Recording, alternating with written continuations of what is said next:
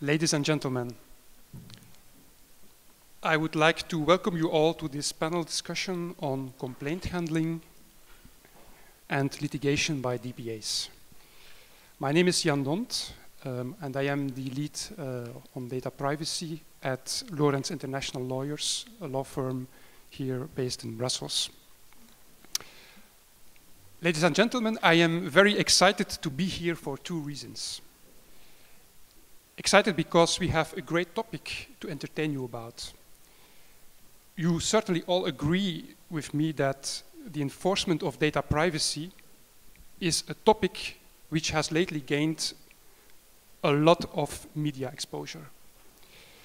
However, it is also a topic which remains surrounded with a veil of ignorance and mystery. Today, we will try to look underneath the proverbial veil and get a better understanding of how data protection authorities deal with complaints. We will also try to obtain a better understanding of the current and future enforcement policies by DPAs. And that brings me to the second reason why I'm very excited to be here. I am very honored to present you a fine selection of representatives of the data protection authorities, and more specifically of the Belgian and Dutch DPA, the CNIL, the European Data Protection Supervisor, and the DPO of Eurojust, our Moderator. And I will, in a minute, present them to you in more detail. You all agree that adequate handling of complaints is key to ensuring effective data protection in a modern democracy. It is a key component to the right of data privacy, which is often conceptualized as the right to informational self-determination. In essence, the individual's right to control personal information about him or herself. This right also includes the right to stand up and lodge complaints before a DPA or court in case the individual feels that their privacy has been violated. Secondly, companies also have a need to an equitable handling of complaints and a fair application of sanctions. It is essential that the sanction mechanisms are transparent and that equitable means of defense are granted to companies. And finally, and probably most importantly, the enforcement regime is a tool for privacy regulators in the broadest sense, not only data protection authorities, but also governments and the judiciary, to set a course of data protection policy. One thinks of the recent case law of the European Court of Justice recognizing the right to be forgotten. One thinks of the enforcement actions of the ICO relating to security incidents. They uncover not only the areas which DPAs consider sensitive, they set a course of policy. However, as I already mentioned, the complaint and enforcement policy of many regulators remains in many cases quite mysterious, certainly on the continent, where not all the cases are published for confidentiality reasons or due to legal tradition. And when we speak about enforcement, we think mainly about fines, but DPAs have an arsenal of alternative sanctions, and even not all DPAs can fine. You will probably hear that today. And we will take a look at what these sanctions are. We will look at the efficiency and the effectivity of these sanctions. And we will also look at the future. Will the regulation change the enforcement culture? I profoundly believe that the enforcement climate will be different with fines up to 5% of companies' global turnover. Whereas data protection has often been a peripheral topic in litigation, certainly in Europe, it will undoubtedly become core to litigation or core of litigation. Litigation will, at least in my opinion, substantially increase, if not explode. So organizations, both private but also public organizations, will need to invest in adequate governance structures to anticipate and contain complaints. Organizations will need to work on compliance more than before since non-compliance will come with a very high price. I always like to quote the former US Deputy Attorney General Paul McNulty on the cost of compliance. If you think compliance is expensive, well, try non-compliance. That will certainly be true under the future regulation. Okay, enough thoughts. It's time to introduce you to the speakers. And our moderator, who is sitting right beside me, is Mrs. Diana Alonso Blas. Diana is the head of the Data Protection Service, Data Protection Officer at Eurojust since November 2003, where she has been responsible for the development of data protection regime of Eurojust. And Diana has been working in the field of data privacy for, I think, 17 years? No, more, 20 years. 21. Excuse me, Diana. Our panel consists of 4 representatives of privacy authorities. So we have Mrs. Verónica Pérez Asinari, and Verónica is the head of complaints and litigation of the EDPS. Mrs. Asinari joined the Office of the European Data Protection Supervisor as a legal officer in 2005. And I have had the honor to work with Verónica at the CRIDS in Namur and to do research for the European Commission, such as the review of the Safe Harbor decision. We have Mr.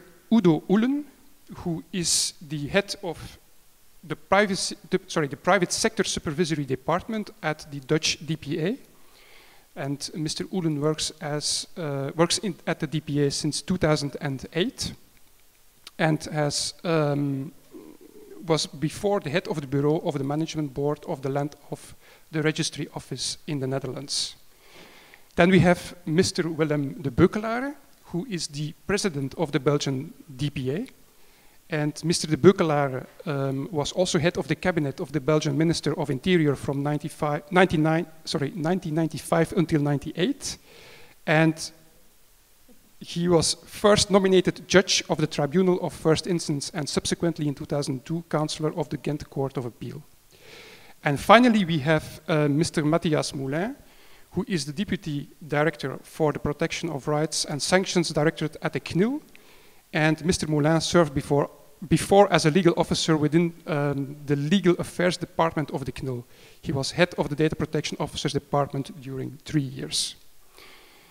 So I will give the floor to the speakers. Diana, do you want to? We shall first start with Mathias. Good. Thank you. I don't know, I have to find my presentation. This one? Yes, thank you.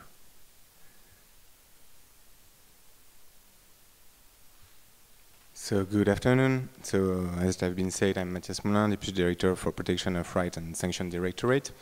This department has 3 main areas of focus: complaint, and inspections, and sanctions. And before giving you a general overview of how we handle complaints and enforce regulation, I just want to show you how far we have come. I like this cartoon because I think it represents our past, present, and I hope our future in matters of enforcement. We started as this little man with tiny muscle who no one cared about, and since then we have worked hard. To become more effective, we have improved our process to enforce our decision. And I think now, and since Google perhaps, we are taken a little more seriously. And in the near future, with the new European regulation increasing monetary sanction, I hope so, we will finally be the big man in the mirror. So wait, perhaps in 2 years. Concerning the French law and how it works in France, some figures may help you understand our enforcement strategy. My department has almost 50 people dispatched in 3 units: complaints, inspections, and sanctions. But our limited manpower compels us to be selective and to promote education over sanction. This also reflects the philosophy of French privacy law. At each step of the enforcement process, the data controller has the opportunity to get back in line. And whereas we start off with nearly 6,000 complaints and hundreds of inspections, at the end of the day, we only issue almost 20 sanctions, as you can see. So this is effective, it works. Complaints are usually the first steps in the enforcement process. They come from private individuals, staff representatives, unions, or consumer organizations. And as you can see on this graph, the majority of complaints come from 4 sectors.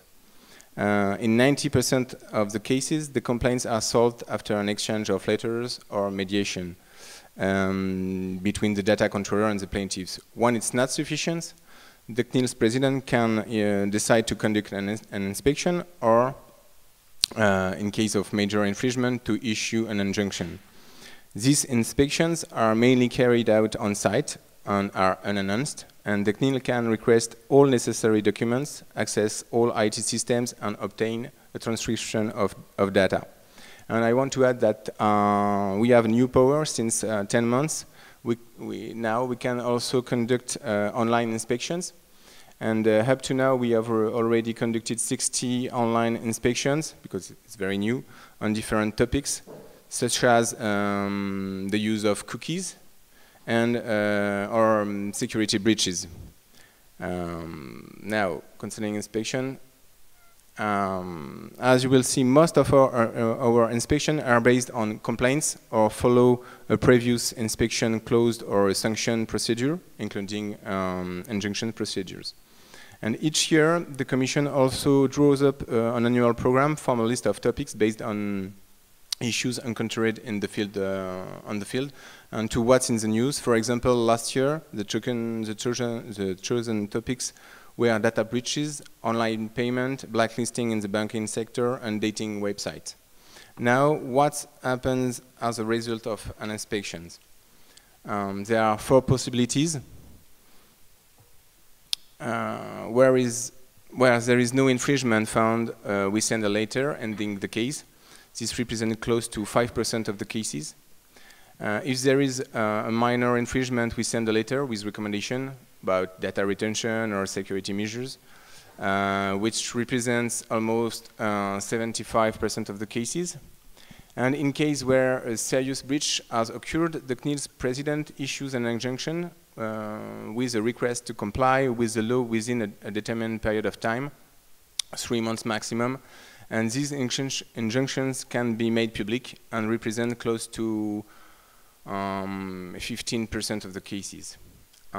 At last, when the data controller doesn't comply with the injunction, or if the infringement is very serious, the CNIL's president can also transmit the case to the litigation committee.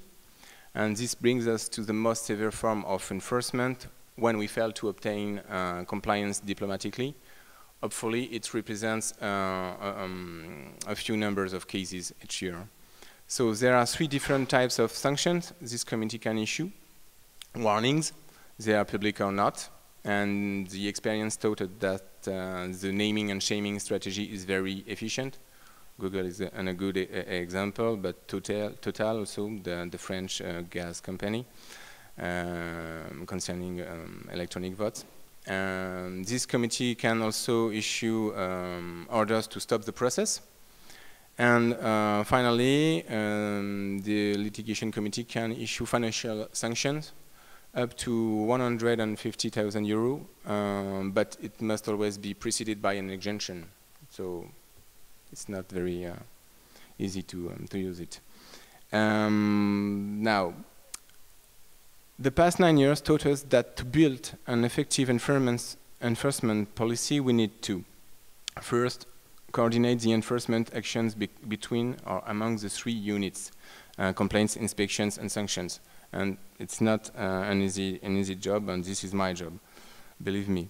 2, take into account the economic and social reality of the data controllers involved. And you don't act the same way with the small companies than you do with an international one. 3, preserve a fair balance between the interest of the plaintiffs and the data controller. for open a space for dialogue and awareness while maintaining a firm position on compliance. And finally, ensure a legal consistency over time. All these aspects can be illustrated by the work we have done in matter of complaints linked to CCTV use within professional premises. So over the last 5 years, the CNIL received almost 2,000 complaints from companies' employees concerning CCTV. The plaintiffs pointed out that such devices were not only used for protecting people, equipment or merchandise, but also used to monitor their activity during the work hours. So based on this information obtained in investigating complaints and during the inspection conducted on the field, the CNIL defined general guidelines and practical solutions in order to preserve a fair balance between the data controller's needs and individual rights. You can see an example of this practical guidelines. And this fact sheet has been downloaded 20,000 times since 2 years, so it also works. And it's also important to note that at the same time, on this topic, the CNIL has issued close to 60 injunctions and 13 sanctions. So we have a global approach. Some guides and also an enforcement coordination action. And after all this work, we can say that data controllers now know their obligations, how to comply and what's the risk if they don't. Employees know their rights and how far they can exercise them. And CNIL's enforcement units know how to work together and now have a standardized approach on these topics, which is very important to be effective. So in conclusion, I think that our challenges and needs for the future in matters of enforcement are to be reactive and to deal with issues in a timely manner. For example, it takes on average, it takes 200 days for closing a complaint from the beginning to the end. So it is long, I think so. To develop an international cooperation. We also need to obtain a wider range of sanctions to adapt our strategy and scale it to the situation and actors involved. And finally, we need to increase the maximum amount of financial sanctions because it's not sufficient for big data controllers as we experiment it with Google. Thank you.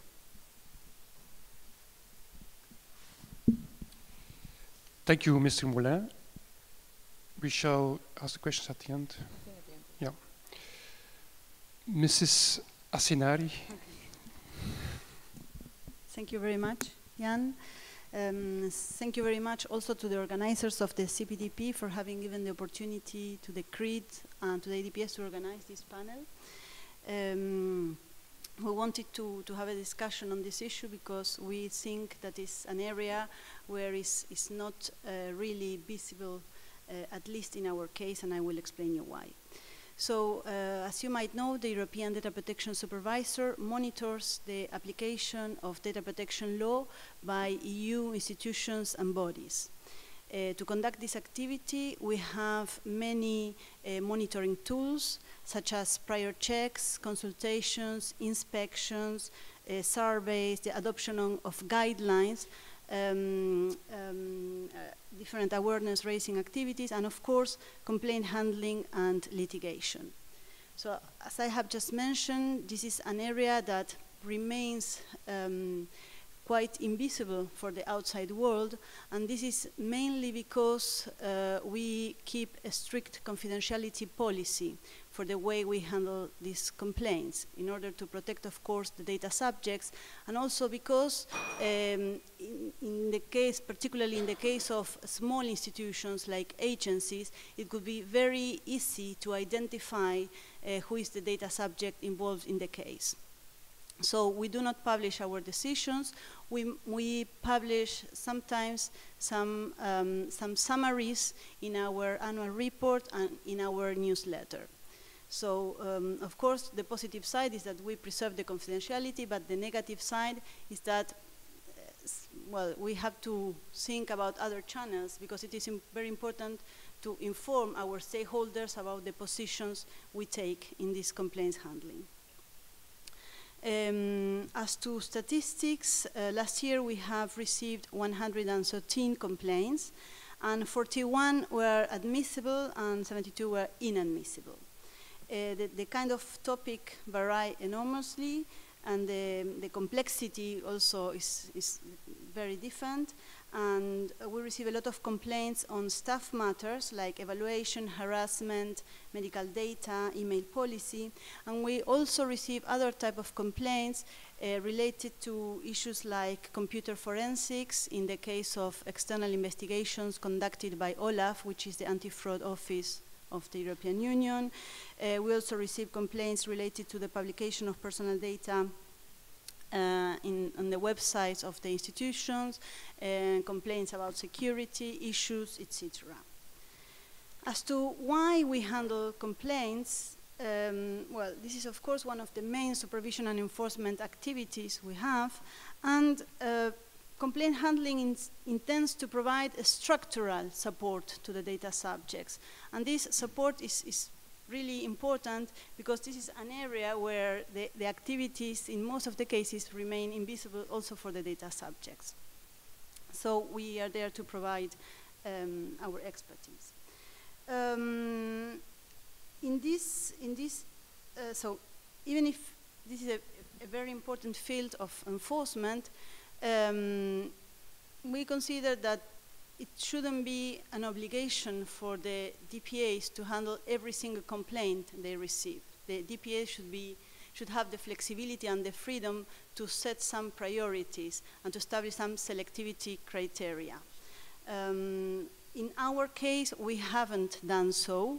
I hope we will do it in the future. We, so far, have handled all the complaints that have been submitted to us, but in certain cases, we observe that the issue of the complaint we receive is not really about data protection. It's maybe about some kind of frustration of a data subject about a staff matter, but the key issue is not about data protection. So in some case, but okay, the connection with data protection is there, so we don't say, no, we don't handle it, we handle, but it's an issue on which we have to really reflect and think about, because this, so we invest resources on this.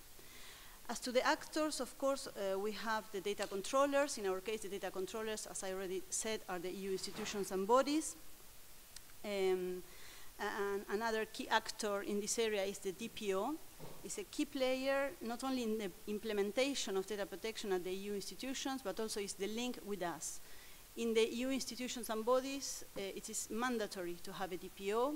So we have a lot of experience, a lot of contacts with them, and they are really helpful. And they have, this proves that in most of the cases, or at least in a relevant number, complaints can be solved at the level of the DPO. So we systematically involve the DPO in every complaint we received.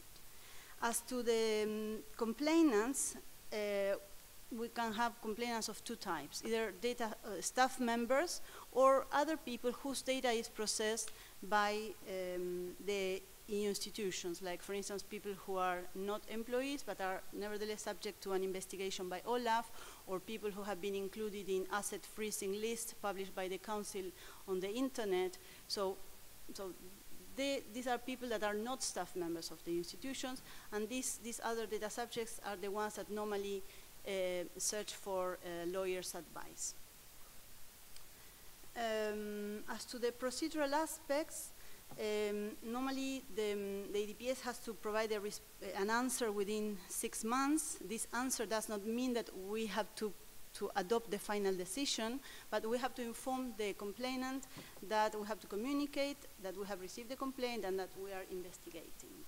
These 6 months, in certain cases, could be a too short period for those complaints that are extremely complex, or too long for those complaints that are easy and that we can solve easily. We do not handle complaints in an anonymous way. we always inform the institution who is the complainant, and if the complainant does not want that we inform the institution who is him or her, we don't handle this as a complaint, but this might be the starting point for an inquiry or an ex officio investigation. As to the ways to finish the procedure, it can be, well, the complaint can be withdrawn, of course. Another way is we can find a friendly solution, and these are the cases where the EDPS acts as a mediator, and this has proven to be a very effective way to find a solution. And then in other cases, of course, we cannot find a friendly solution. We have to adopt a final decision, and this final decision can decide that there has been a breach or that there has not been any breach. As to the powers of the EDPS, we have strong powers, and that is very good. So we can, of course, order compliance with the data subject rights, such as give access, deletion, or rectification. We can warn or admonish the controller. We can impose a temporary or definitive ban on processing. We can refer the matter to a community institution, and we can refer the matter to the Court of Justice of the European Union. In the practice, even if these powers are very strong, we haven't had a strong need to use them, because in most of the cases we were able to let's say that to have the result that the institution comply with our decision or implement the data protection rule in question without the need, for instance, to go to court. We use an escalation policy, so we first have meetings at staff level, then at high level, high management level, and normally the institutions comply with our decision. Our decisions are, of course, can be subject to a request of revision by the parties, which has to be submitted within 1 month, and to appeal to the Court of Justice of the European Union, and this has to be submitted within 2 months. As to litigation, as to litigation activities, the EDPS can intervene in court cases in three ways. The EDPS can sue an institution if they don't comply. This has never happened. We can be sued if our final decision in a complaint is appealed. This happened only once, and we haven't been condemned by the court. And we might also intervene as a third party in a court case. And this is the way that is mostly used by us in court activities. When we intervene as a third party, we have to decide which party we will support. And this is sometimes a very difficult decision to take because we might not have all the information. But when we decide to intervene and when we have the information, as I said, it's very effective. This morning, I participated in a pleading in Luxembourg in a case related to the relationship between access to public documents and personal data. We have other emblematic cases like V versus Parliament, okay, where we intervene as a third party. It was a case related to the transfer of medical data between the European Commission and the Parliament. The Civil Service Tribunal detected many breaches of data protection law, like a breach of the obligation to inform, breach of data transfers rules, breach on sensitive data rules, and the court condemned the Parliament to pay 25,000 euros in terms of moral and material damage to V. So even if this possibility to intervene as a third party is very effective, sometimes we would like to intervene as an amicus curiae, so as an independent expert without necessarily having to choose which party we will support, because sometimes it's you know, it could be a conceptual issue. But regrettably, we don't have this possibility. It's not foreseen in the statutes of the court. Another thing that we are limited in is the intervention in preliminary ruling cases. The court didn't accept our intervention in those cases, so we hope that in the future, in the reform, this possibility will be given to the EDPS. I stop here? Okay, so as to just 2 words for conclusion, we consider that in our experience, the complaints handling and litigation is effective way to implement data protection rule, and it has contributed to effective data protection. in the future, our main challenge is to reflect and to seek about selectivity criteria. So to have the possibility to focus in real important and risky cases that might need further involvement and resources from our side. So thank you very much. Thank you, Verónica. That was very interesting. The next speaker is Mr. Oelen from the Dutch Data Privacy Authority. Mr. Oelen, the floor is yours. Thank you. Thank you, María, for inviting me here in this panel, this interesting panel.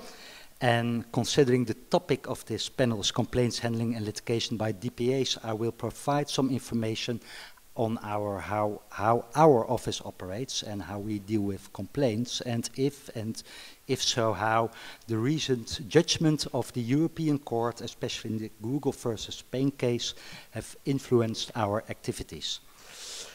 Let me first of all shortly introduce the Dutch DPA. It has two commissioners, Jacob Koonstam, who is chairman, and Wilbert Thomassen, who is vice chair, and they are supported by about 80 people staff, who are divided over 5 different departments. One department supervises private sector, which I'm head of, one department supervises public sector, and we have also a legal department, a communication department, and a department for operational management. Our office was established in 2001 as the successor to the Registratiekamer, following the adoption of the Dutch Data Protection Act implementing the EU directive.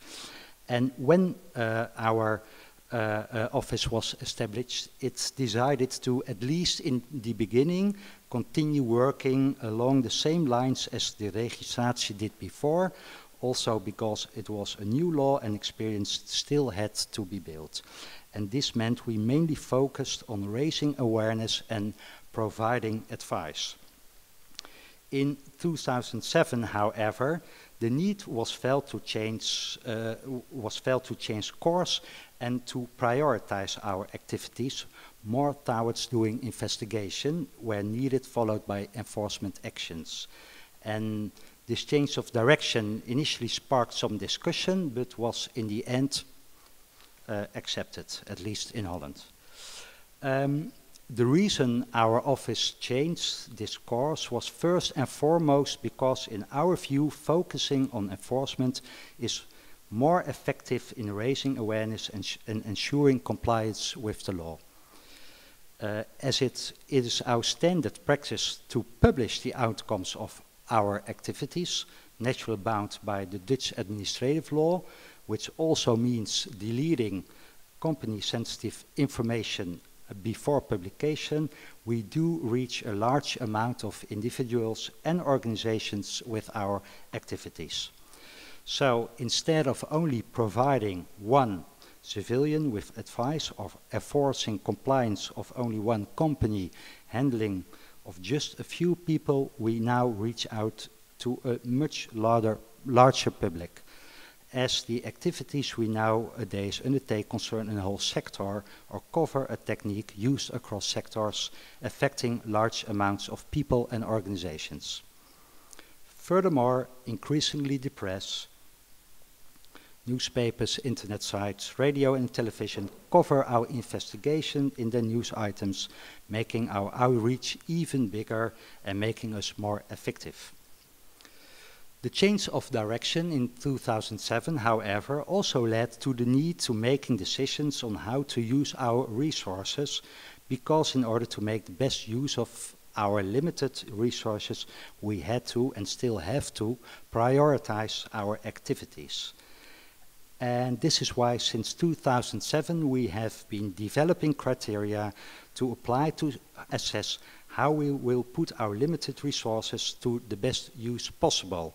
And in 2011 we finally published our policy rules on enforcement, by which we made public as well the criteria we take into account when deciding on how to use our enforcement powers in the most efficient way.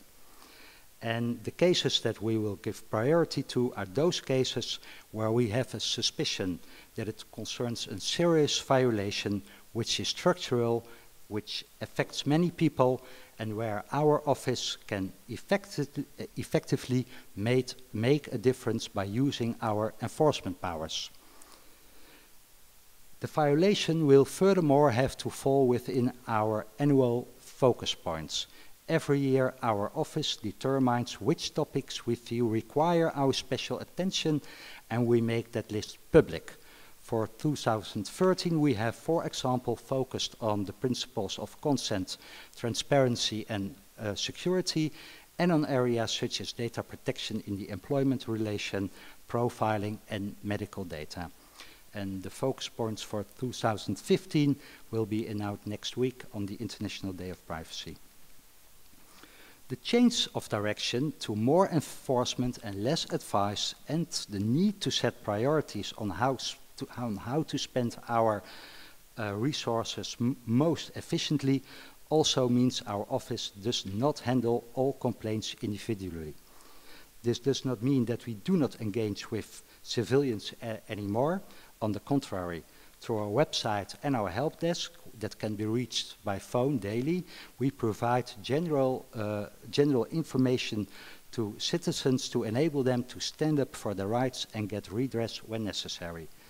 Furthermore, the complaints we receive, even if we do not handle them individually, are taken as signals. Still 5 minutes. And there is also a separate function on our website that enables citizens to send us a signal directly about an organization or processing operation that they think are in violation of the law. All these signals are collected and used in setting our priorities.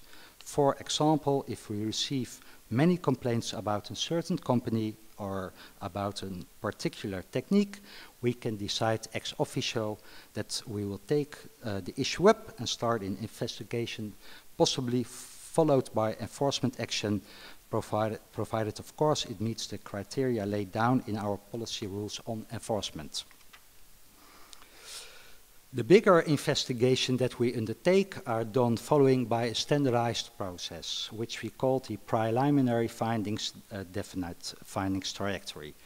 Commencing an investigation usually starts with our office engaging with the company to get all the facts on the table.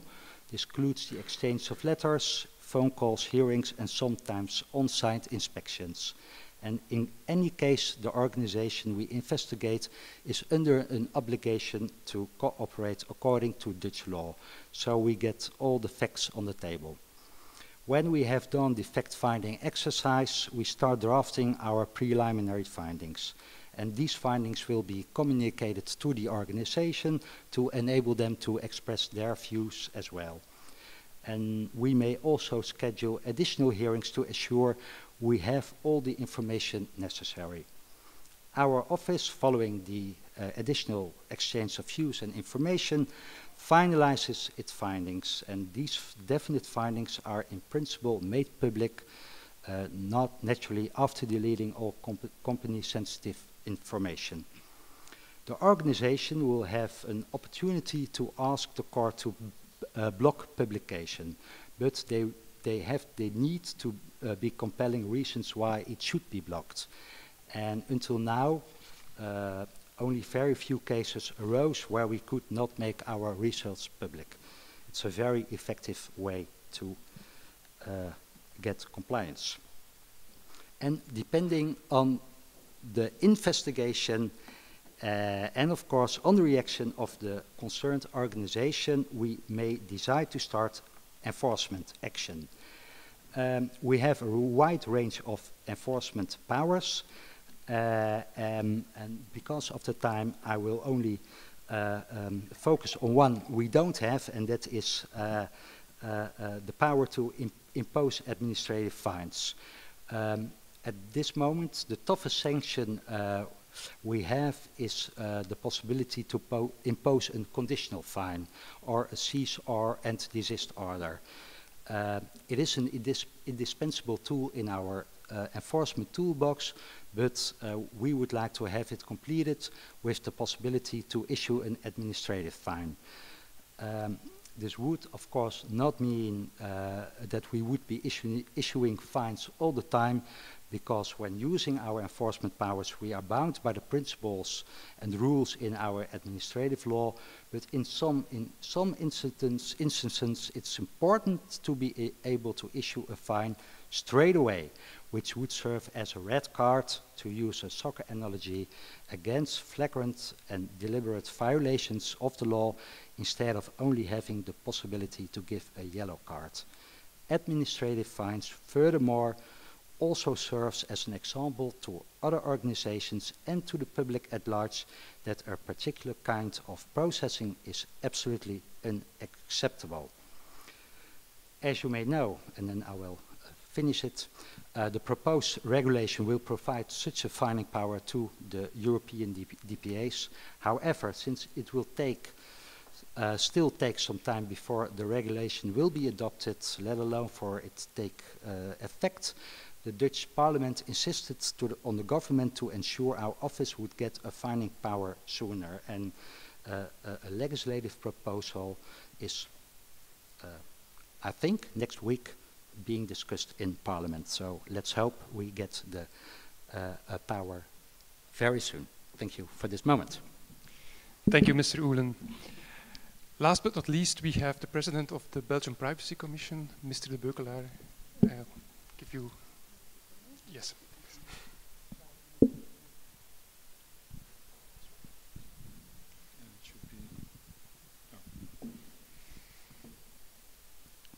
Thank you, Mr. Chair.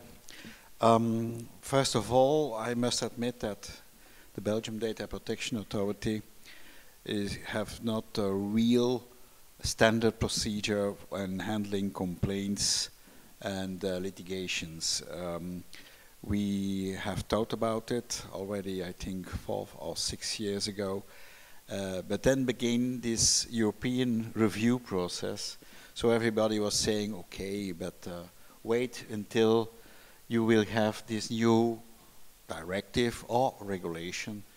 I must admit it is a little bit waiting for Godot, but that's the case it is, and I think with the new calendar that we have now for the regulation, the end of this year, they say, I think that it will be difficult to convince our politicians, not like in the Netherlands, to give us more and other powers for complaints, handling complaints and litigation.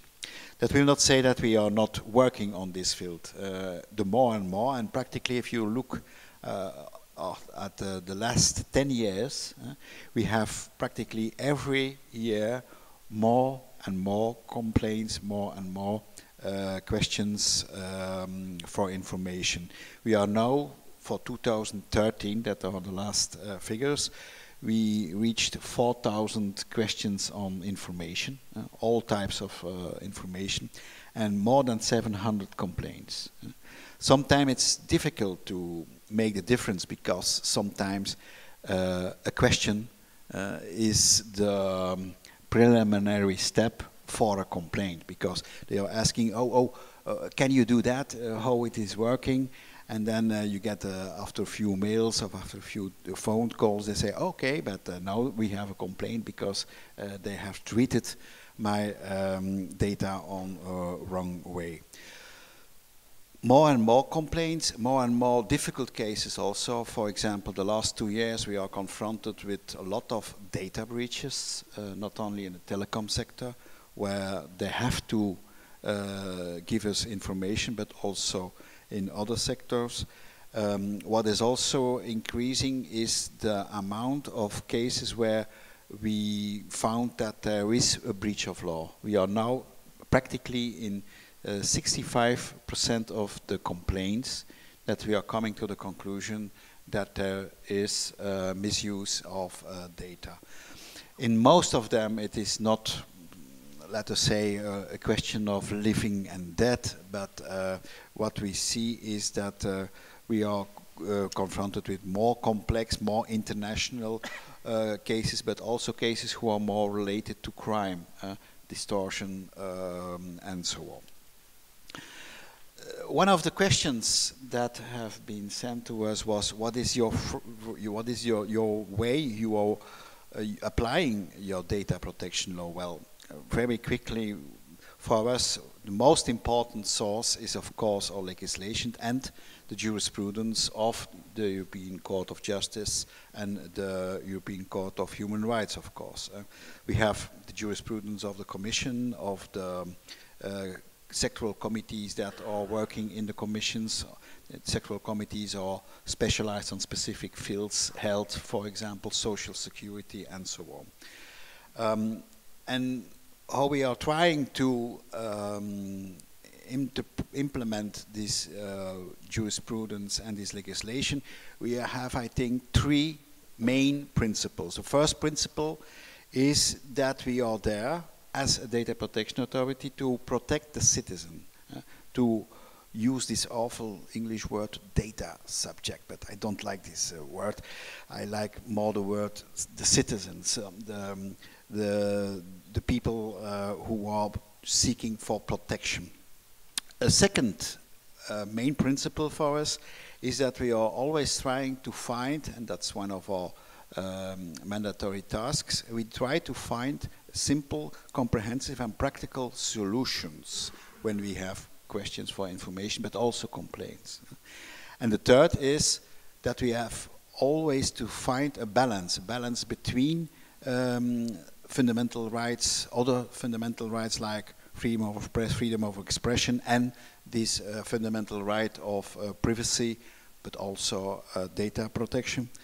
And also taking into account other legislation, even when it is not a real fundamental law. For example, when you are talking about cyber surveillance on the working floor, this is, control of the workers, the possibility for an employer to make controls is not a fundamental right, but it's a generally accepted right in head of the employer to look out what his employees are doing, what they are consulting, how they handle also data.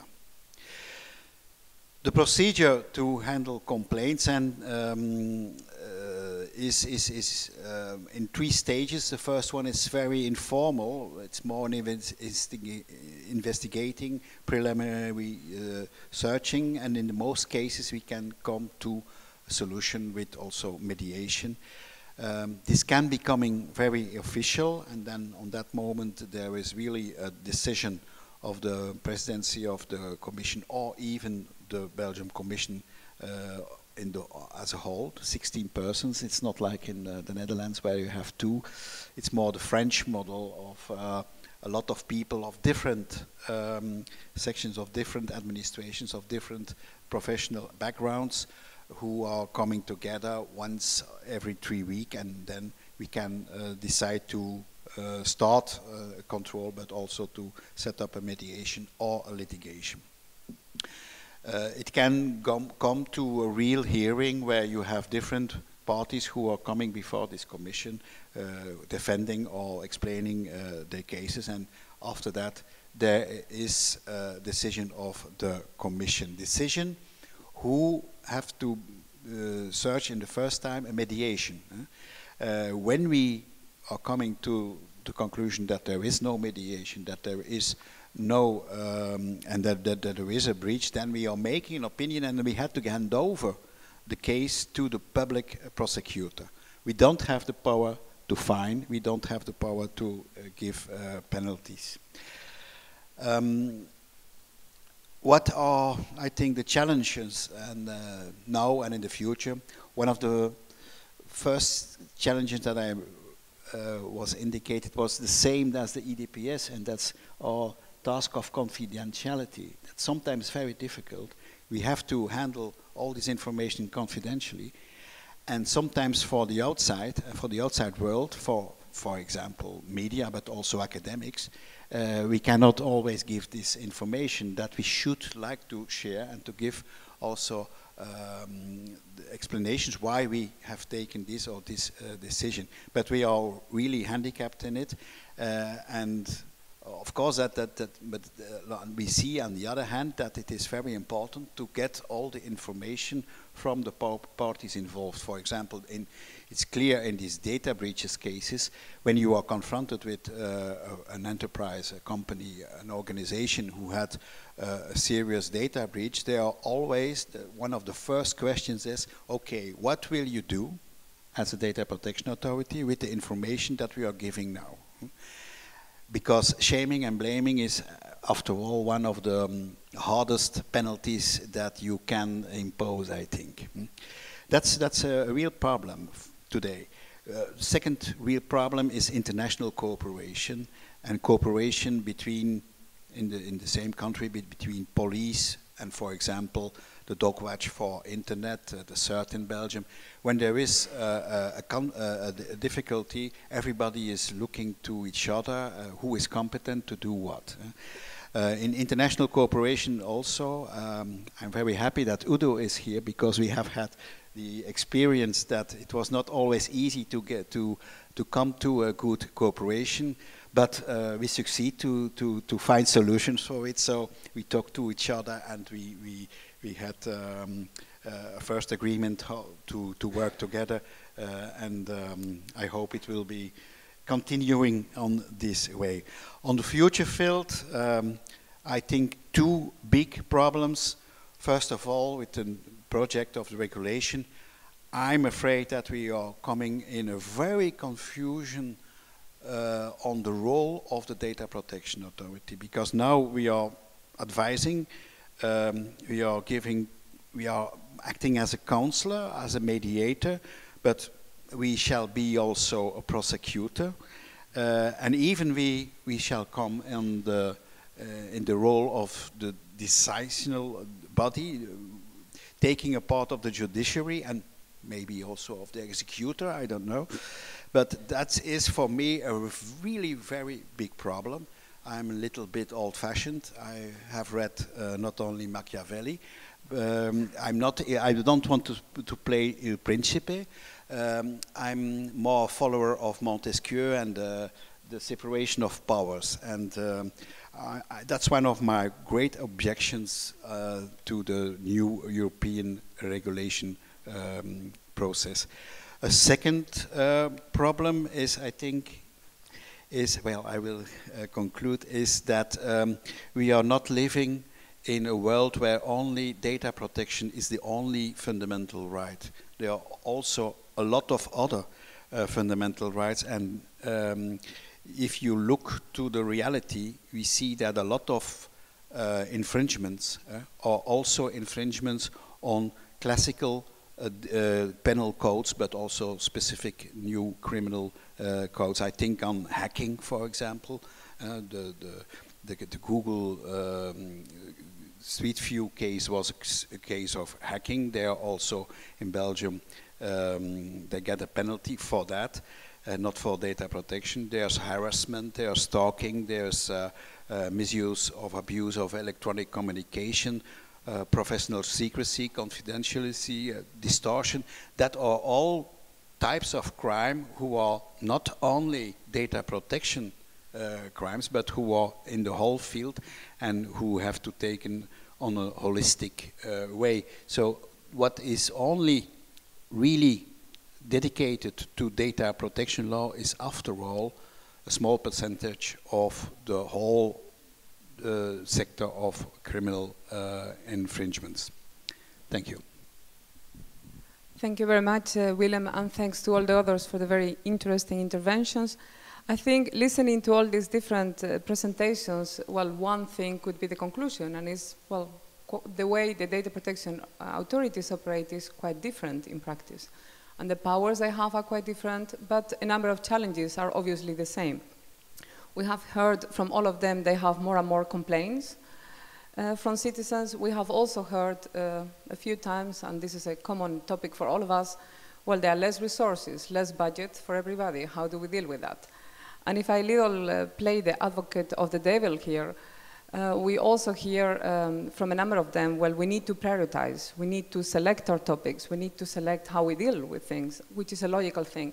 At the same time, we hear Willem, who says we are here to protect the citizens, which of course is the case. So is it a good thing, actually?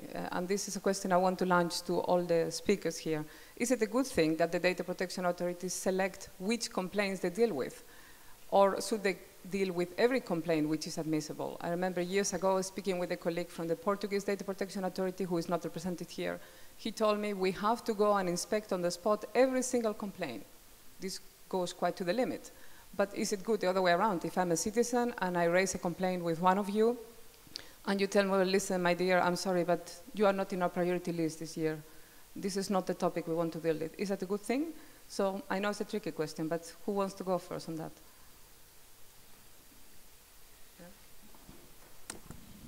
So I have already expressed our concerns about this issue in my presentation.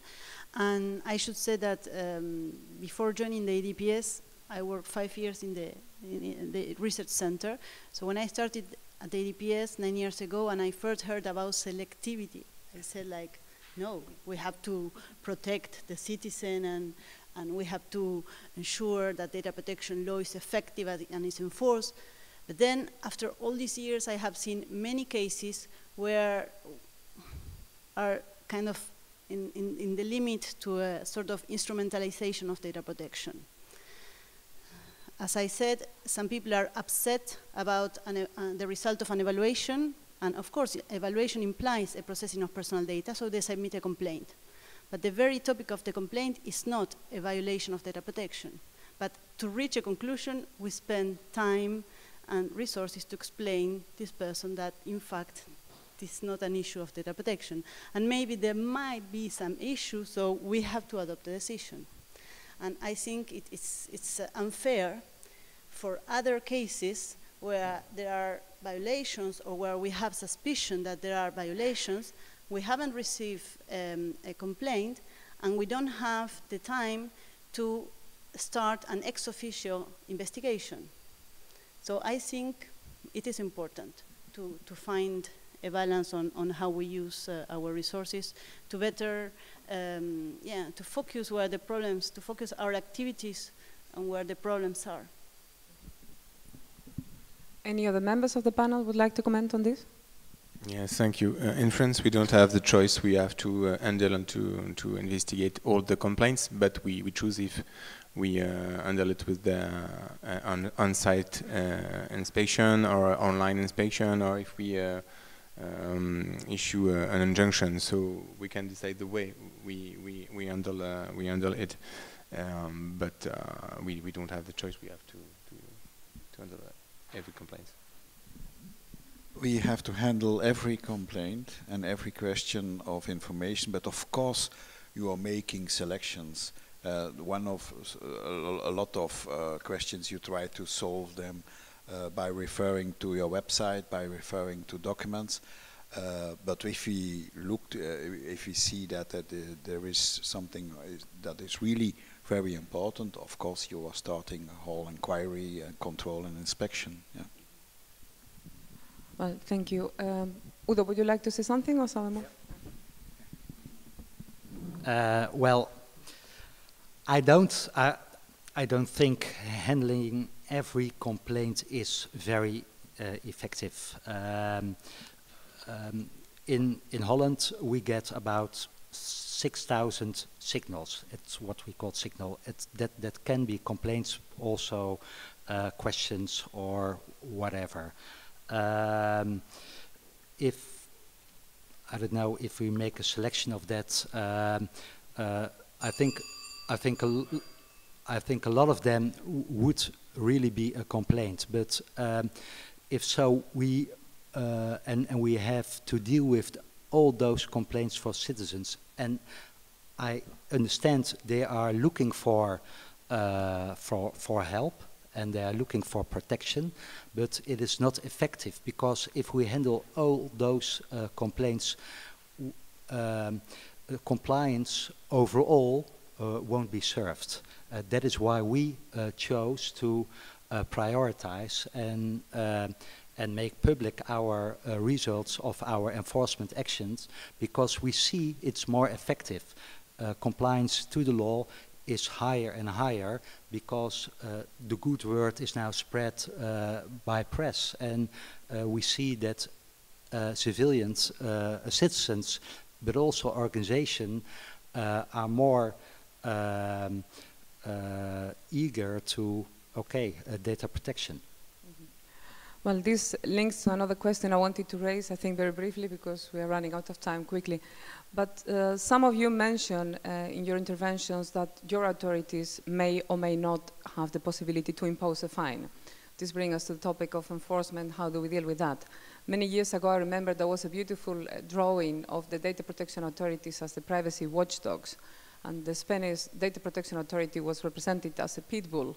Some others were represented as a little chihuahua, and obviously that's not right. So, but is really, from your perspective, a key element? I know Udo was telling us he's very happy in the Netherlands this has been introduced. On the other hand, some of you mentioned some smart solutions. Is naming and shaming also a strategy, which is also a possible way of ensuring a certain level of compliance, or ensuring that some companies maybe and does it also make a difference if we are talking about the public sector or the private sector? So maybe we can have a brief comment on this. I will start with Willem. Well, I mentioned that I am a supporter of the separation of powers. That means that the real sanctions are afterward. I think that that should be a work of the judges and the judiciary and not of data protection authority.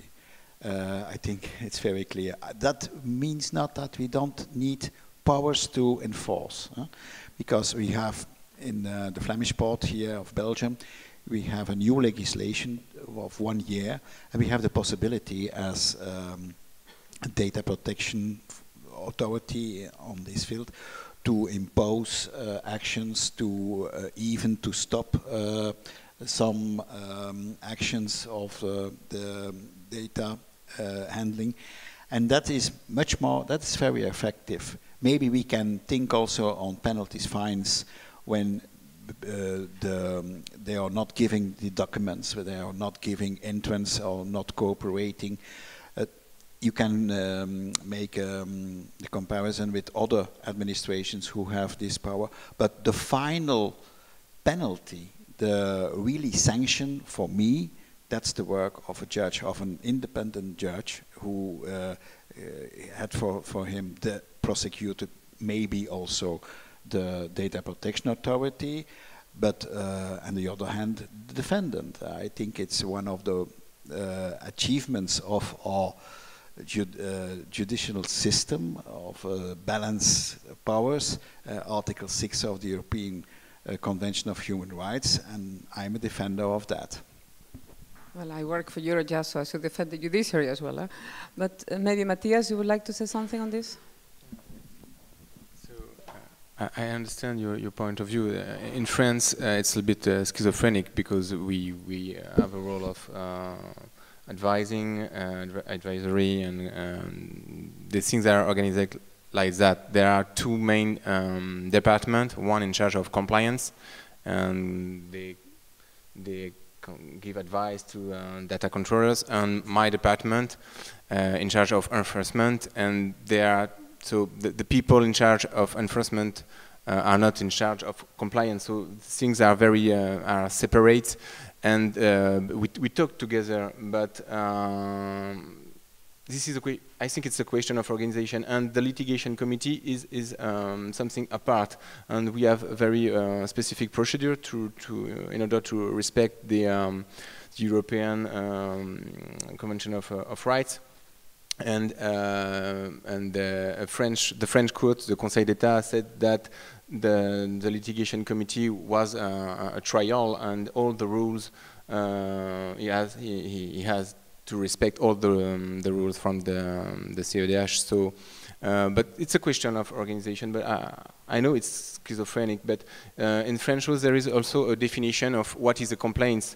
you mentioned the risk to what is a complaint, what is a question when you ask for an advice, and we have, but despite this definition, sometimes between my department and the compliance department, we fight. No, it's the complaint, take it, and no, it's a question, so take it. But I understand, but I think it's a question of organization of law. In our case, it wouldn't make real sense to have this possibility to impose fines. We supervise public bodies, EU institutions, and bodies, so it would be public taxpayers' money going from one institution to another, and we don't really need it. We have other powers that we can use that we consider enough. Well, I think we all need tools in a good toolbox, and one of those tools is make public our results, or as Willem said, naming and shaming. I think a conditional fine is a good tool, but I also think an administrative fine is also a good tool. But all those tools we have to use with wisdom. So an administrative fine, not all the time, but also only in those cases when an organization is really a bad guy. So. Thank you very much. I know you are probably all very anxious to go and get some cocktails and drinks. I don't know if we are getting something really interesting, but maybe there are somebody here in this room who still wants to ask something. I think our panelists are willing to stay a few minutes more if you have a question to ask. Please, do we have a microphone?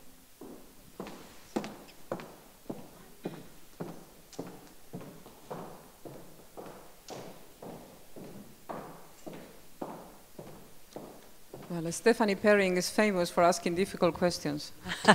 I think this is an easy one. Thank you, University of Toronto. I know that our commissioner in Canada has indicated that it would be a great thing if she didn't have to, this is a former commissioner, Jennifer Stoddart, if she didn't have to investigate every single complaint. And at the moment, one of the unfortunate peculiarities of the Canadian law is in order for an individual to go to court, they have to receive the report from the commissioner, and you can't really do a report without an investigation. So there's kind of something that needs to be changed there. But the problem is the repeat questions that they've already issued, and, you know. On the other hand, I would hate to deprive the individual of the right to go to the court. So I'm wondering if you have thought at all about the sort of data protection equivalent of a nurse practitioner. You know, in our medical system, we are certainly using nurse practitioners at a higher level, I would say, than the registered nurses of old, to deal with quite a lot of routine traffic and do the triage.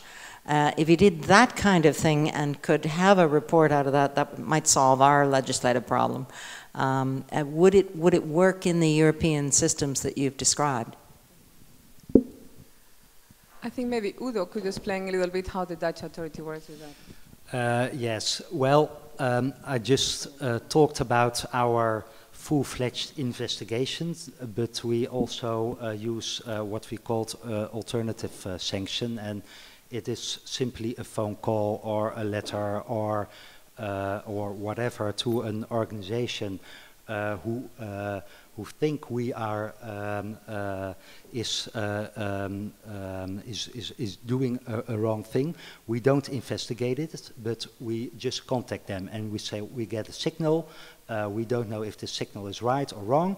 This is the law. Please comply to the law and show to us that you comply. And it's very effective because most of the time they comply, and in some cases they're a bit stupid and they say, no, screw you, and then we say, okay, you want the fight, you get the fight, and then we go for the full-fledged investigation.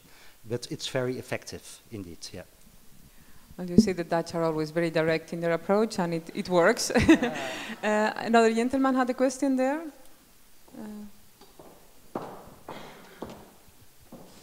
Yes, hi, I'm Thibaut Dels. I'm a lawyer with Van Baal and Bellis here in Brussels.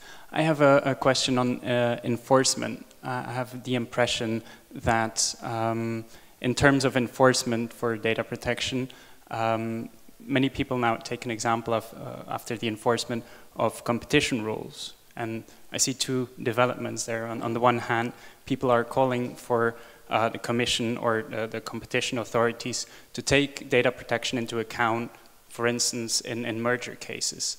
On the other hand, and I see this in the draft regulation as well, that the sanctions and the other powers that are given to the data protection authorities are sort of inspired by what competition authorities, who also act at the national level and at the Commission level, do nowadays. So I was wondering what the panel's views are on that development. Whether they do see themselves as future or mirror their powers with the competition authorities. Well, when I look to these figures, percentages and so on, it's clear that it is that the inspiration is coming from this field. Personally, I don't need these weapons of mass destruction. I think that, well, I will repeat, I think it's the judge who had to do that, but I think that we should go further in looking how the competition is organized. And there you have the possibility on handling cases on the European level, on the communitarian level. And I think that in merger and great data protection cases who are not limited to Belgium or to France or a simple country, I think, for example, on the Google case, Street View, that was typically something that had to be handled on the European level. And that's why I always have been strong in favor to create a European data protection authority. Now with the board we are a little bit further than the Working Party 29, but maybe not enough now to take into real account these great questions. Nowadays we are confronted with new terms and conditions on Facebook. Okay, once again they are saying, and everybody is saying, well, it's not really a very big change, but at the end you are boiled as a frog, and the water is always heating and heating. Is it so? Is it not so? It's something that we are confronted, everybody is confronted with that. I think that we should look to these competition cases who are handled on communitarian, on European level, and that we take also this example for data protection. Thank you. Unfortunately, we have no more time for more questions, although I think there are many more. I would like to thank this great panel for their contributions, and I would like to thank you for your attendance and wish you a good cocktail and a continuation of the conference. Thank you very much.